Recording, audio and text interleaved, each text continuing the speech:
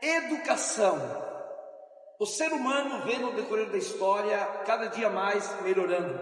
Cada dia mais nos tornamos um ser humano melhor. Pelo menos essa é a proposta da educação. Você se acha uma pessoa educada? O que é educação para você? Você sabe o lugar que o Brasil ocupa na educação no ranking mundial? Você sabe também o seu estado aí, onde você mora, qual o lugar que ele ocupa no ranking nacional na educação? No município, somos mais de 5.570 municípios no Brasil.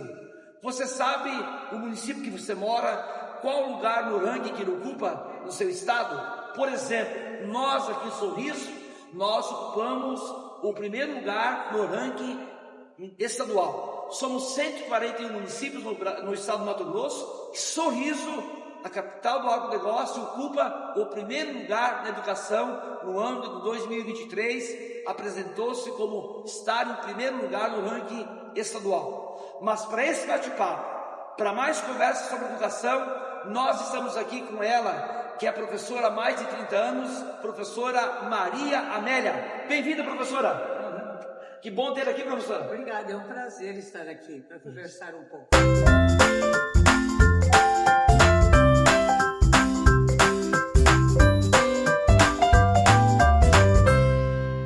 Sabe quanto tempo o brasileiro fica frequentando a escola durante a sua vida?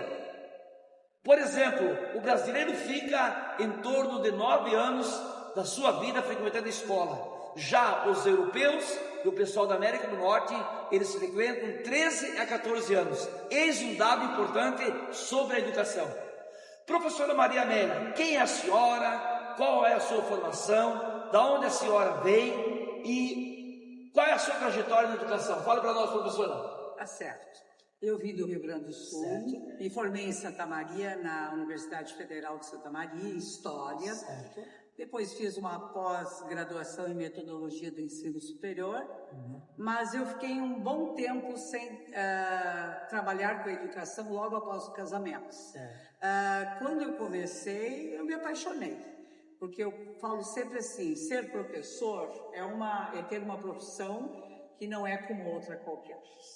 Porque a gente lida com muitas cabecinhas pensantes. Então a gente tem que ter um cuidado todo especial na hora que planeja uma aula, na hora que executa uma aula, para encantar essa aula. Porque nós não conseguimos de forma alguma fazer com que esse aluno aprenda se ele não tiver interesse no que ele está vendo ou ouvindo.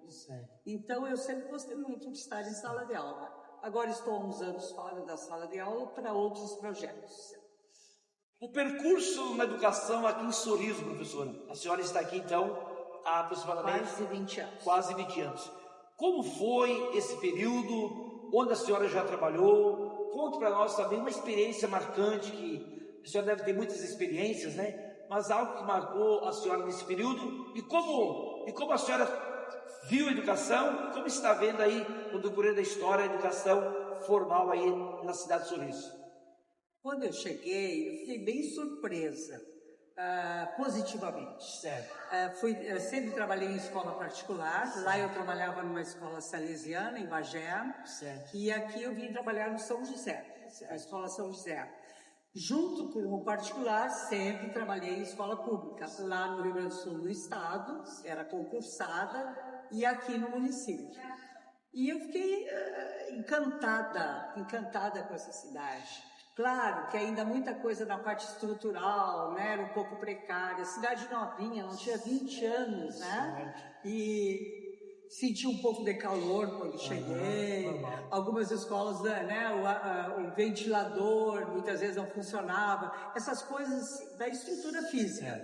Mas em compensação, encontrei colegas excelentes, com uma formação maravilhosa. Não notei diferença nenhuma do meu estado de origem para cá, e me adaptei muito bem. Professora Maria Amélia, o Brasil, ele está no ranking, ele ocupa o 65º lugar no ranking mundial de educação. E isso é um número, talvez, que poderíamos reduzir bastante. Por exemplo, nós temos no Brasil hoje dados do 2023, do ano passado, o Brasil ele tem 9 milhões de pessoas analfabetas ainda. Isso dá em torno de 5,4% da população brasileira. Professora, o que o Brasil tem para oferecer para diminuir ou reduzir, claro, esse número de pessoas ainda analfabetas no país? A gente tem que pensar que o Brasil tem dimensões continentais, certo, e grandes diferenças regionais. Nós ainda temos em alguns estados brasileiros um interior muito empobrecido pela própria história, pela própria colonização.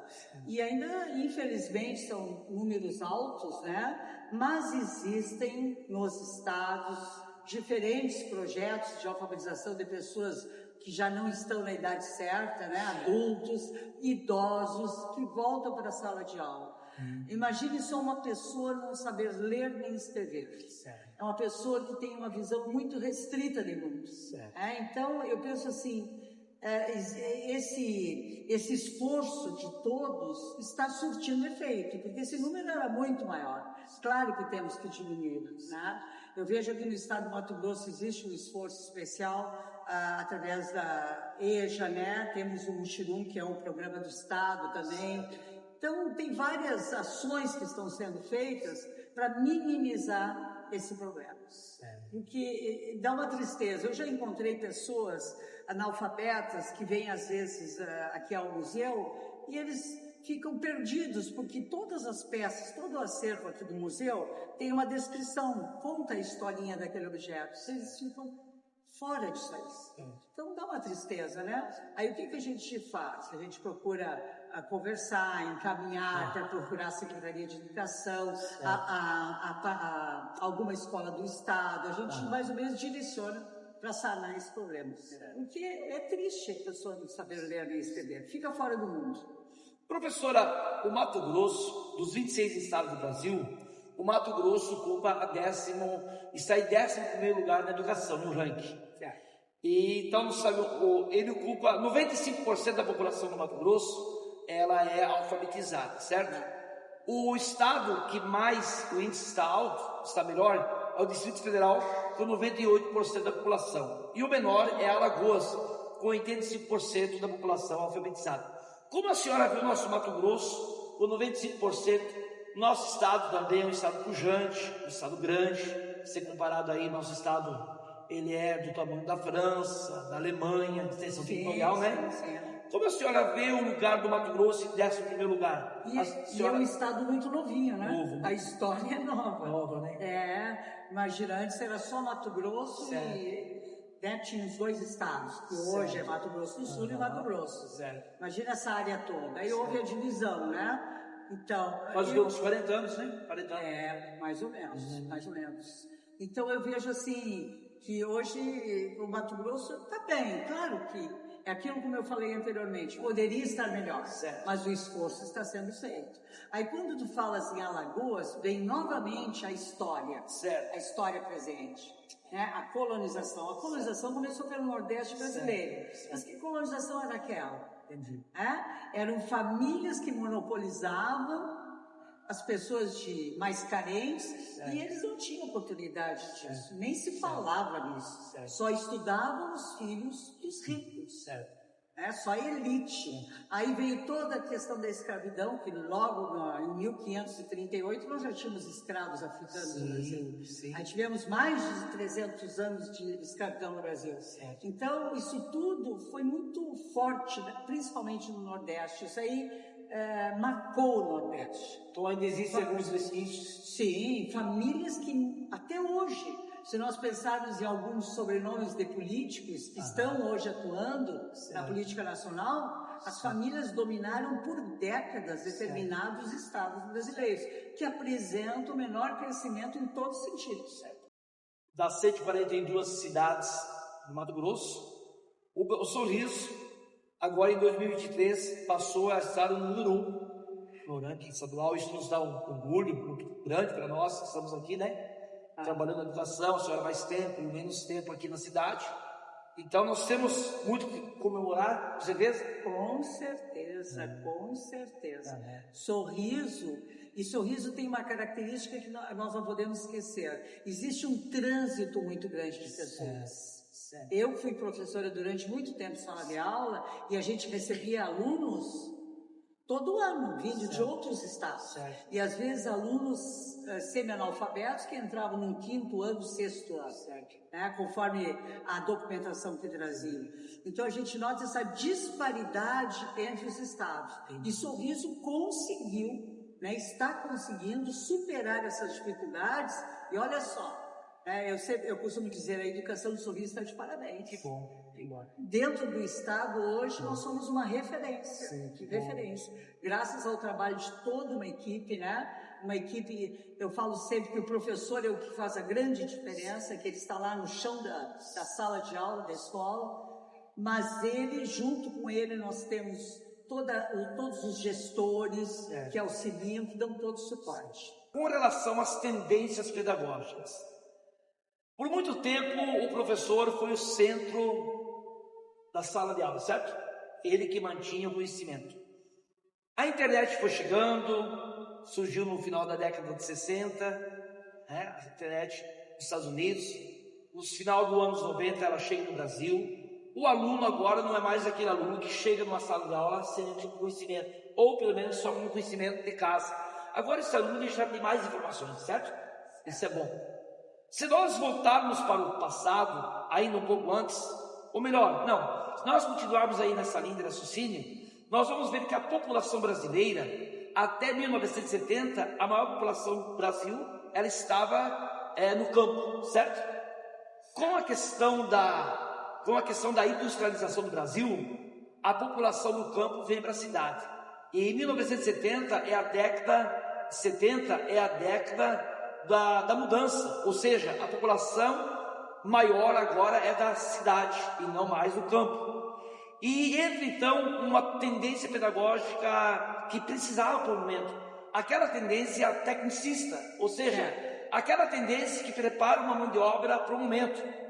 Só que hoje, a minha pergunta agora é o seguinte, professor: até que ponto que nós formamos pessoas só para fazer as suas tarefas, e até que ponto que nós permitimos ter uma educação onde esse indivíduo não é mais alguém só que faz o que é dito, mas sim alguém que rompe, alguém que muda, aonde sai de ser um pouco professor e entra o aluno como protagonista. Como a senhora vê, no modo geral, as tendências pedagógicas no decorrer da história educacional do Brasil? Realmente, né? Na minha época, quando eu estudei, a gente muito pouco questionava qualquer coisa. Vinha o conhecimento, vinha de cima para baixo, né? Pouco participávamos das coisas. Hoje não. Hoje nós sabemos que o aluno já traz uma carga, um conhecimento muito grande de casa. E eu costumo dizer que o lugar da escola é de ensinar, não de educar. Educar no sentido de valores, essas coisas que a família, é função da família. Né? Nós apenas vamos ensinar e também agregar, fortalecer esses valores. A escola, a missão é ensinar. E hoje não, hoje nós temos o desafio da tecnologia, eles têm o mundo nas mãos, por meio do celular, e isso para nós, o professor hoje, ele tem que se adequar a essa realidade, senão ele perde espaço. E outra coisa, nós temos que formar alunos empreendedores, com uma visão ampla de mundo, não pode mais ficar somente pelo conhecimento que está lá escrito. Eu observei durante a minha vida que aqueles colegas que eu tinha, que só tiravam 10, matemática, português, que eram aqueles que estudavam demais, eles tiveram uma grande dificuldade de se lançar no mercado de trabalho. Agora, aquele aluno que muitas vezes não levava nem o caderno para a sala de aula, mas tinha o dom da discussão, de perceber as coisas, esse se deu bem. Esse se deu bem. Então, eu penso que hoje nós temos que trabalhar, nós trabalhamos com esses alunos que têm uma visão de mundo completamente diferente da visão que eu tinha. Esse é o grande desafio para os professores. O que eu mais ouço falar dos professores hoje? A dificuldade de prender a atenção do aluno numa sala de aula. Mas será que aquilo que está sendo passado de uma forma atrativa? Será que nós estamos nos reinventando? Porque eu não posso dar aula como eu dava há 20 anos hoje. Não posso, não cabe mais. Né? E isso aí nos causa assim, um esgotamento. Outra questão, a questão da educação de casa. Os nossos jovens, eu vejo assim que os pais estão tendo também dificuldade de impor limites, de disciplinar. E aí eles vêm para a escola como questionadores, mas de uma forma errada. Que uma coisa é questionar um tema, né? Algo que a gente fala. Outra é faltar com a educação, com respeito, com a disciplina. Aí é complicado. E nós estamos vivenciando isso hoje. Muito bem, professora Maria Amélia. Agora, dia 15 de outubro de 1900... Desculpa. Muito bem, professora Maria Amélia. Estamos nos aproximando de 200 anos do Dia do Professor. Dom Pedro I assinou uma lei, dia 15 de 10 de 1827, que dizia que todas as cidades deveriam ter os ensinamentos básicos para suas crianças em todas as cidades brasileiras. Vendo essa lei, todo mundo precisa ser alfabetizado no Brasil. 200 anos que se comemora o Dia do Professor. Professora, diga para nós aí, na sua experiência, quais as características do professor, do docente, que vai ter sucesso aí em sala de aula, nesse mundo de tecnologia, nesse mundo de pós-Covid, nesse mundo que muitas vezes os pais não colocam limites, falta de limites da família.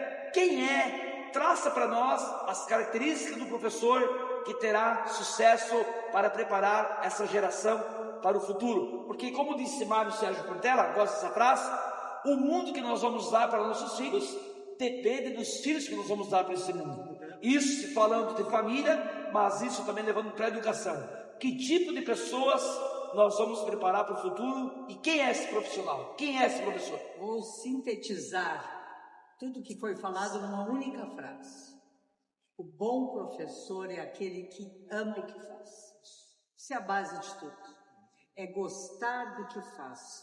É ter prazer em exercer a sua profissão. Esse é o fundamento básico. Ele amando o que faz, ele vai se adaptar aos novos tempos. Ele vai ter vontade de superar os obstáculos. Que são muitos. Eu entendo perfeitamente, eu convivo com colegas que se queixam muito do tempo de hoje, essa tecnologia toda que está aí. Mas nós temos que continuar, o professor é necessário. Podemos ter agora a inteligência artificial, podemos ter um robô, não interessa. Nada substitui o bom professor. Certo.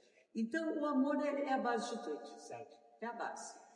Professora, muito obrigado por esse tempo, por esse momento, esse bate-papo legal. Estamos sendo aqui. Eu sei que a senhora deixasse suas considerações finais aí. A senhora hoje trabalha, o que a senhora faz aqui nesse museu? Conta para nós um pouquinho, professor. Pois é, quando eu falei que a gente deve amar o que faz, eu amo o que eu faço. As pessoas que conviveram comigo nesses anos aqui em Sorriso, nas escolas, colegas, amigas, sabem perfeitamente que eu até incomodava, falando que nós deveríamos ter um local de memória, para guardar a memória de Sorriso. Porque é uma história recente, mas é uma história que conta tudo o que aconteceu, né? Do que nós estamos como estamos hoje. Então, esse espaço aqui foi a realização realmente de um projeto, de um sonho. E eu sinto-me muito feliz. Aí, novamente, o que me moveu? O amor. É o gostar do que faz, né? E eu realmente sou muito feliz e abençoada e grata, principalmente, primeiramente a Deus, né? E a muitas pessoas aí que me ajudaram a realizar esse sonho. Que bom, professora, a senhora está então criando memórias, que o povo que não tem memória não sabe... Não tem história. Não tem história. Não tem história. Não sabe de onde veio, ou nem para onde vai. Não sabe de onde vai. Muito bem, você que está assistindo aí, você que assistiu essa entrevista, ativa o sininho, se inscreva no meu canal. Também tem outros vídeos importantes no meu canal. Por exemplo, gostaria que você entrasse lá no meu canal e procurasse o vídeo Tipos de Conhecimento. Você vai ver lá os 6 tipos de conhecimentos que existem no mundo. certo? Empírico, o senso comum, mitológico, filosófico, teológico, artístico e científico. Esse vídeo também vai ajudar muito você. Um abraço. Obrigado, professora. Obrigado pelo convite. E venham nos visitar aqui no Centro Histórico Cultural Benjamin Harris, Praça da Juventude.